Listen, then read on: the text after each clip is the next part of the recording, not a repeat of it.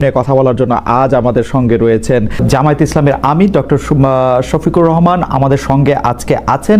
তাকে আমরা স্বাগত জানাই। তিনি আমাদের সময় দিয়েছেন, তার এই চরম ব্যস্ততার মধ্যেও তিনি আমাদের সাথে যুক্ত হয়েছেন এবং অনেকগুলো বিষয়ে তিনি যুক্ত আছেন নানা রকম কারণে, তবুও আমাদের তিনি সাথে আছেন, সেজন্য তাকে আন্তরিক ধন্যবাদ ও কৃতজ্ঞতা জানিয়ে আছেন। আমাদের সাথে আরও থাক জনাব তারেক রহমান, আপনাকে আমাদের অনুষ্ঠানে স্বাগত জানাই। আপনি আমাদের শুভেচ্ছা এবং কৃতজ্ঞতা জানবেন। রাজনীতি আমার চেয়ে আপনারা যে কম বুঝেন তা না, ক্ষেত্র বিশেষে আপনাদের অনেকের অভিজ্ঞতা আমার থেকে বেশি, অভিজ্ঞতা বেশি, জ্ঞান বেশি। আমাদের বেশি অভিজ্ঞতা থাকুক বা কম থাকুক, এতটুকু নিশ্চয়ই আমরা সকলে বুঝেছি যে কথাটি আমি 100 বছর আগে বলেছিলাম যে নির্বাচন অত সহজ হবে না, ষড়যন্ত্র কিন্তু থেমে নেই। আপনারা গুলশান অফিসে অনেকেই এসেছিলেন যখন আমরা আমাদের যারা মোটামুটি ভাবে প্রত্যাশিত প্রার্থী ছিলেন এরকম আমরা যাদেরকে ডেকেছিলাম, সেখানে আমি একটা কথা বলেছিলাম, ষড়যন্ত্র কিন্তু থেমে নেই।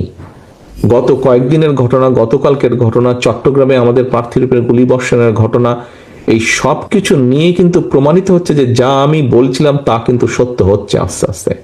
কাজে আমরা যদি নিজেদের মধ্যে মতপার্থক্য কমিয়ে নিয়ে না আসি, আমরা যদি নিজেরা ঐক্যবদ্ধ না হই, সহকর্মীবৃন্দ, এই দেশ ধ্বংস হয়ে যাবে। কেন ধ্বংস হয়ে যাবে বলছি?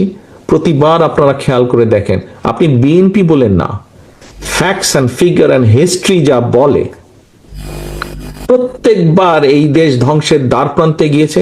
প্রত্যেকবার আপনারা কখনো শহীদ জিয়ার নেতৃত্বে, কখনো দেশনেত্রী খালেদা জিয়ার নেতৃত্বে বিএনপি আস্তে আস্তে সেই খাদের কিনারা থেকে দেশকে আবার বের করে নিয়ে এসেছে।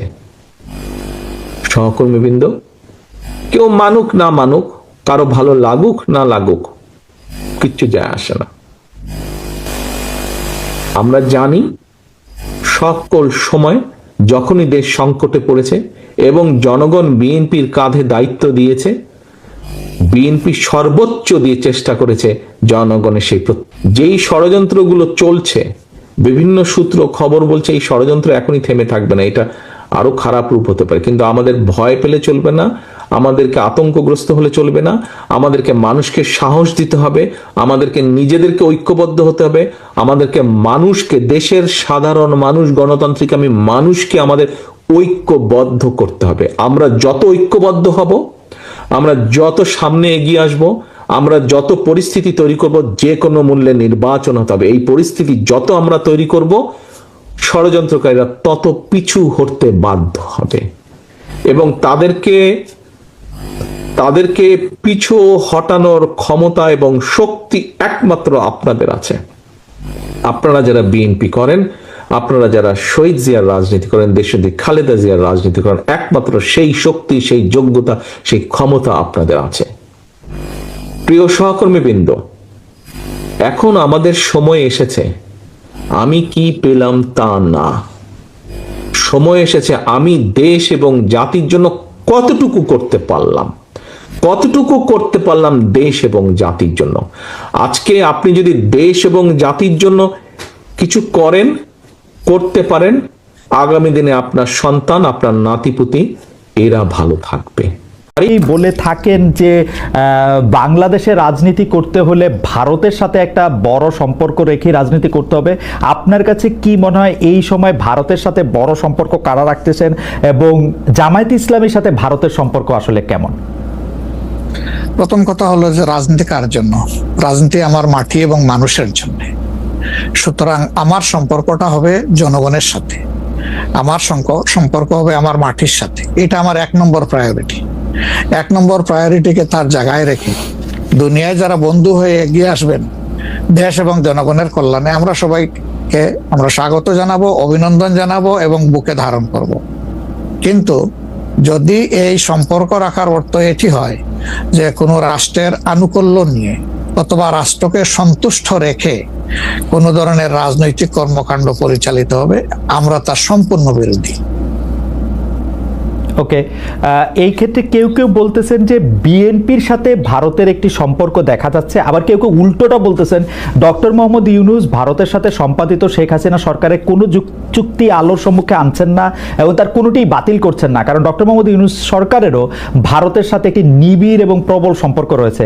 আপনি এই দুটি কিভাবে বিবেচনা করেন, যে বিএনপির সাথে কি আসলে ভারতের একটি প্যাক্ট আছে? ডক্টর মোহাম্মদ ইউনূস কি ভারতের কাছে মুখে যাই বলুন খুবই নতজানু সরকার? মানে হোয়াট ইজ আপনার বিশ্লেষণ একটু শুনতে চাই।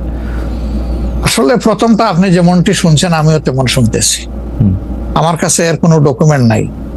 আর দ্বিতীয়টা যেটা বলতেছেন ডক্টর ইউনূস সাহেবের ব্যাপারে, আমি এর কোনো আলামত দেখতে পাচ্ছি না যে উনি ভারতের কাছে নত জানু, এর কোনো আলামত আমার কাছে স্পষ্ট নয়। ভারতের সাথে রাদার আমরা ভারতকে বিভিন্ন বিষয়ে তার সাথে কনফ্লিক্টে দেখতে পাচ্ছি। ভারতের সাথে হাসিনা সরকারের সম্পাদিত চুক্তিকে তিনি সামনে আনতেছেন না, এইটা একটা অভিযোগ। আরেকটা অভিযোগ হচ্ছে ভারত একতরফাভাবে ট্রান্সশিপমেন্ট এবং স্থলবন্দর দিয়ে মাল আনা নেওয়া বাতিল করলো, এর বিপরীতে বাংলাদেশ কোনো ব্যবস্থায় নেয় নাই এখন পর্যন্ত। আসলে বাংলাদেশের নেওয়ার সেই সুযোগটাও কতটুকু আছে না আছে সেটা বিবেচনায় নিতে হবে। 2 নম্বর হচ্ছে যে ইউনূস সরকার এখন দায়িত্বে আছেন, আমি ক্ষমতায় বলবো না, এই দেশের জনগণই তাকে দায়িত্ব দিয়েছে, উনি দায়িত্বে আছেন। উনি দায়িত্বে আসার পরে এটা ঠিক যে ভারত বলেছে নির্বাচিত সরকার আসলে তারা দেশকে সহযোগিতা করবে, তা এখানে কি বার্তা দেওয়া হলো তাহলে? সুতরাং এটা কোনোভাবেই টিকে না বিষয়টা। আর এই সরকারের অনেকগুলা প্রায়োরিটি আছে। চুক্তি সম্পাদন হয়েছে 2টা মানে সরকারের মধ্যে ইতিপূর্বে। সেই সরকার নির্বাচনে তার আইনগত এবং নৈতিক বৈধতা কতটুকু ছিল সে নিয়ে হয়তো প্রশ্ন থাকতে পারে, কিন্তু 2টা সরকারের মধ্যে চুক্তি সম্পাদিত হয়েছে এবং পলিটিক্যাল গভর্নমেন্ট দুইটাই, ইন্ডিয়া পলিটিক্যাল গভর্নমেন্ট, বাংলাদেশেও পলিটিক্যাল গভর্নমেন্ট। এই ধরনের কিছু ম্যাটার আছে যেগুলো আসলে পলিটিক্যাল গভর্নমেন্টকেই রিজলভ করতে হবে।